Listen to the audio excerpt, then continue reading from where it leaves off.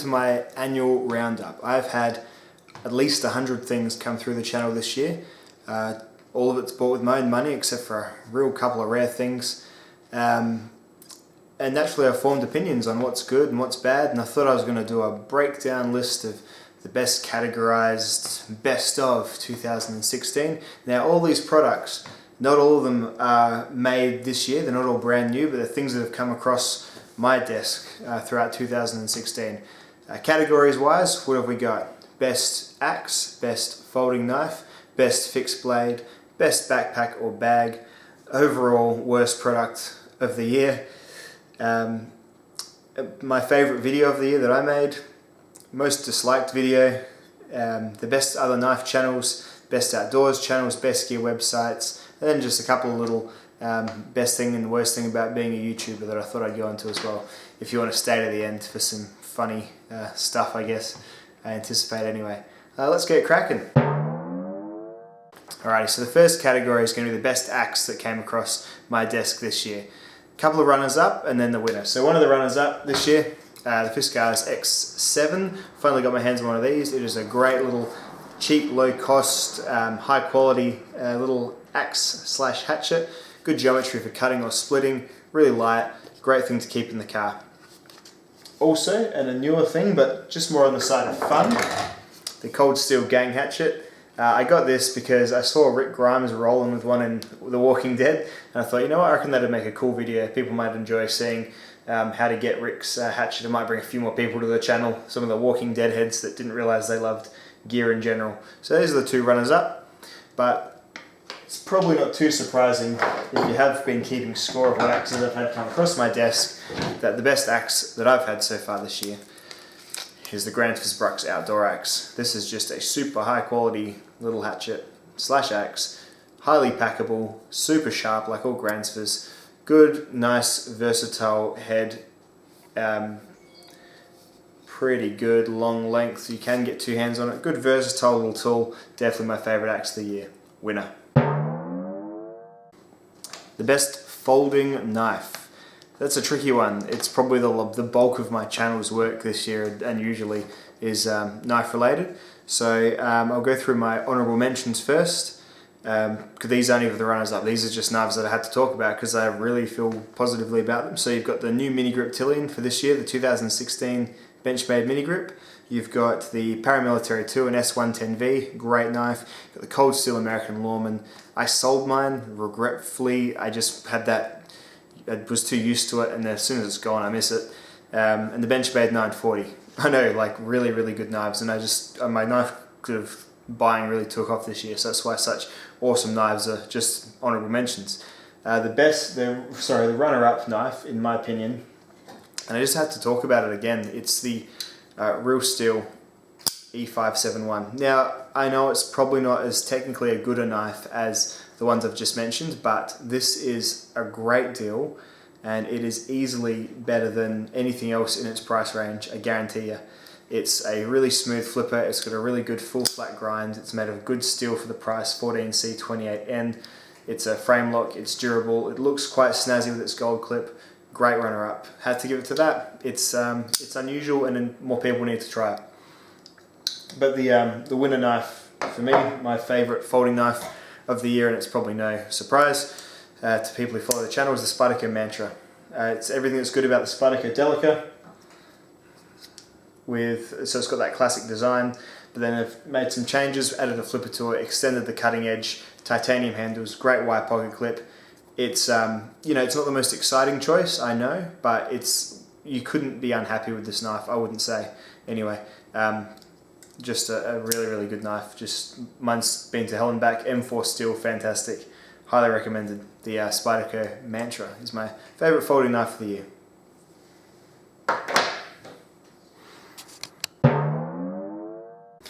Best new fixed blade, again, some honourable mentions that in their own right they probably will top other people's lists. The Real Steel Bushcraft 2 and the Cold Steel Leatherneck, really, really impressive knives throughout the year. The Real Steel Bushcraft 2, again, like the other Real Steel knife just then, it's crazy value for the price that you pay for it. You get D2 steel, you get a polished G10 handle, nice red liners. It's a good package. I don't particularly have a need for an additional bushcraft knife, so I think mine moved on pretty quickly afterwards, but it's a really highly recommended one if you can't quite spring for one of those LT Ride or premium bushcrafters. And the cold steel leather neck, it's like an improvement on the K-bar knife, and it is, in my opinion. I love that steel, that soft steel. You can get it in D2 if you want something a bit better, but it's an excellent knife, and it's you'd probably discount it like I did, but then you try it and you understand, because it does a lot and it's very versatile. A bit fighty, but still a great knife.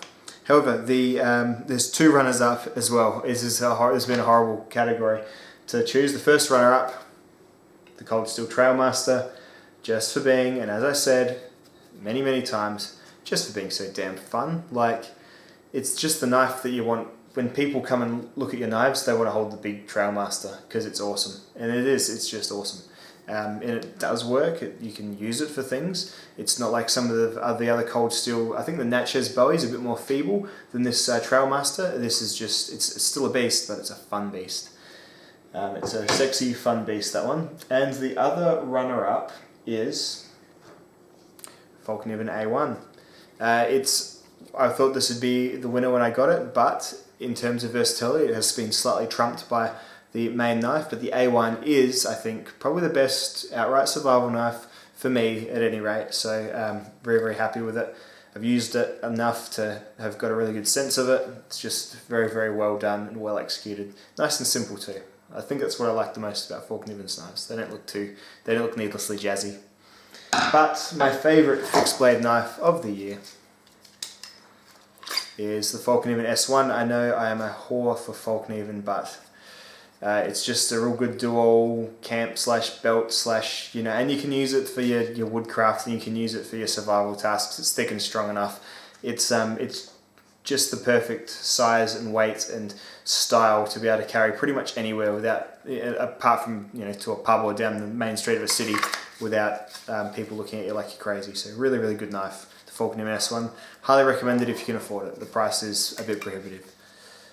Let's move on to the next category. The best backpack of the year. Didn't have too many entries for this one, but there's two things I enjoyed that I have reviews on. The first is my Nintendo DS, and this is backpack or case. My Nintendo DS case, which is a Maxpedition EDC organizer, keeps my Nintendo 3DS in it without looking like, hey, that grown man's playing Pokemon whenever I bring it to work or something. So it kind of just looks like it's a pack of, something awesome like cable ties or survival products or something, but it's a DS case. Works really well. You can keep anything in these, of course, but that's what I keep in mind. So I love that. That's good, but the best thing this year has to be, and it was a bit of a grey light. Bang! There's my Frost River Summit Expedition pack. I'm just getting more. I haven't done a proper review on this yet because they're really expensive things. This is how I work. The really expensive things, I'm very hesitant to say they're really good until I'm sure they are. Like I properly test them, because people might, if there's someone who really takes stock on what I say, they might get something because I say it's good and just me. And I'm just making sure this is good, and I love it. I think it's good, really good for me, but I'm still not sure whether the average backpack person will get $400 worth of value out of it. So, but still wins the award because it's great and I love it, but I'm not sure if it's for everyone just yet. Just stay tuned into the new year. A couple more adventures to go on that one, I think.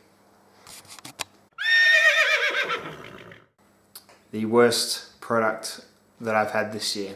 Well, my brain immediately went to the most obvious failure that I've had, which was the Boker Voxrolled. I've had a couple of product failures, but the Boker Voxrolled, mine cracked in half when I was batoning it, and that sucks. That's a crappy thing to happen, but I can't let my single experience prejudice me against the whole knife, because everyone else's Boker Voxrolled seemed to be doing quite well.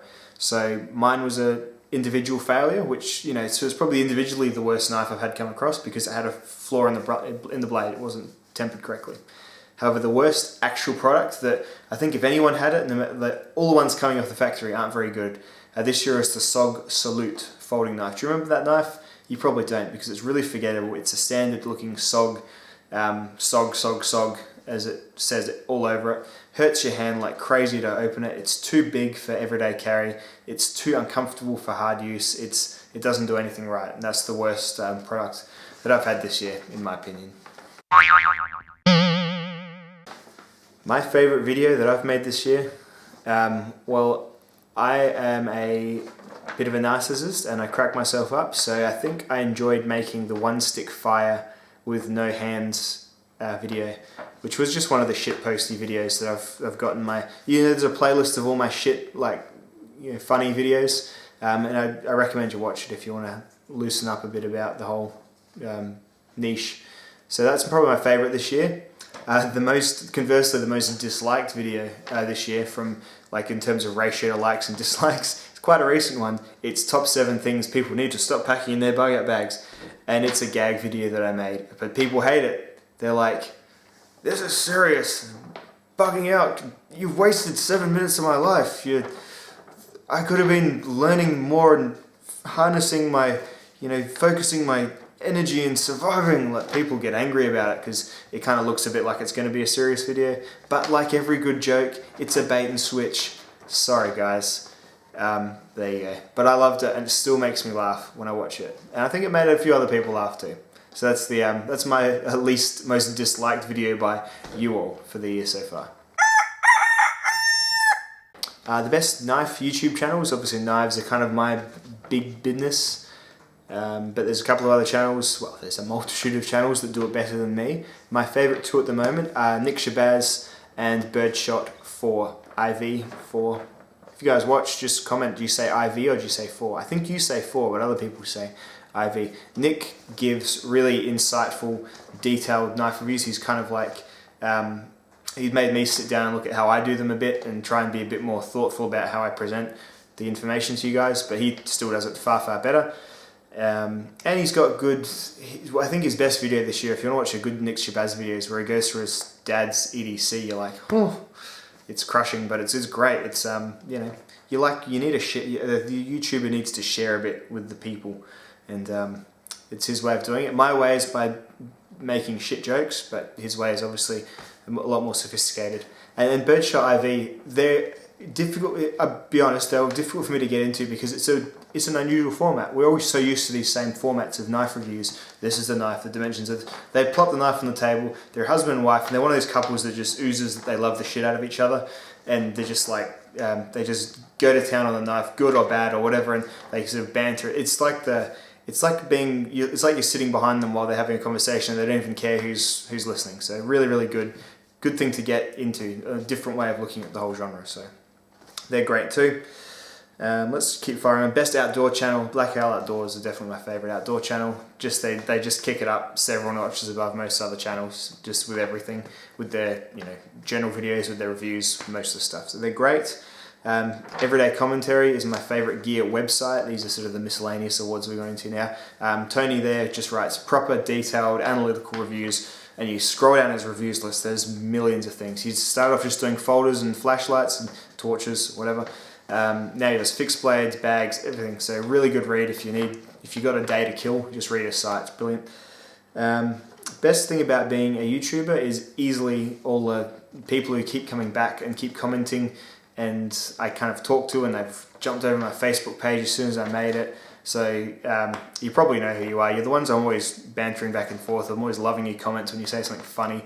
Yeah, very, very cool. And just stuff like when I raised some money from my friends a bit earlier in the year, and the YouTube people who watch me, they donated money to me. I'm just, for all that they know, it could have all been like a lie or something. It's the internet, does happen, but no, it was good. Like I think I did a giveaway. I sold, so LT Right Patriot. Got rid of that, and it was brilliant.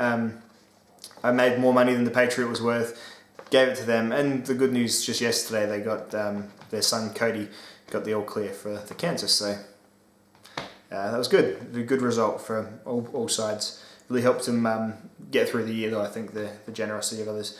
The most annoying thing about being a YouTuber, especially in this genre, this year has been the incredibly intense people that just they'll pick up one little thing you say in a video and they'll write an essay about it in the comments. Like you accidentally say something's made in Sweden, and when it's actually made in Finland. I don't know, we reviewers are supposed to, but I'm not as serious. If you watch this channel and you think I'm 100% serious, like with my intro and everything, then you're wrong. I share my opinions, but you get these people who you get a little fact wrong and they're like, how dare you mix Finland up with Sweden? They could not be any more different, you racist arsehole. You get people like that, you're like, I'm so sorry. And then you get, I'll put a few examples up perhaps while I'm talking, just these comments you get, you're like, whoa. And you're like, and I think these people, I think they stay subscribed, even though I either rebuff them or I just put them on the hide list so they type away and then the comments don't even come up. I think they still stay subscribed because since I've had a few more of these, I've had the instant dislike every time I come up. So just that strangeness in people is definitely kind of what, like, you're like, man, I'm not usually exposed to this sort of, like, I guess you have to broadcast to the world to get the real oddbods coming. And man, people get intense about this business. Like, just laugh at yourself. It's all a joke. It's all, none of it's serious. We're all just watching videos about our hobby. Like, So that's probably the worst part this year. And it's definitely manageable. And you have to see the funny side. If you couldn't laugh at these people, you would cry because, man, like, it's a bit much to think that people get that upset about what I say. Someone I've never met on YouTube. But there you go. But it's been a good year for the channel. I've gone past 1,000. I've hit a few milestones. I've started Instagramming a bit. It's been good. I've had lots more stuff come through. I've really started playing the field and rolling the dice and swapping and selling and trying to keep as much cool stuff. But it's always stuff that I'm actually interested in myself because I plan on actually using it. So anyway, that is my yearly roundup. Thank you all very much for watching me for the year. And if you like what you've seen, if this is the first video you've watched and you've watched it all the way to this point, then subscribe because this is about as good as it gets. So if you're satisfied with this, which you must be because you're 10 minutes in, 15 minutes in probably, there's plenty more mediocrity where this came from. See you all later.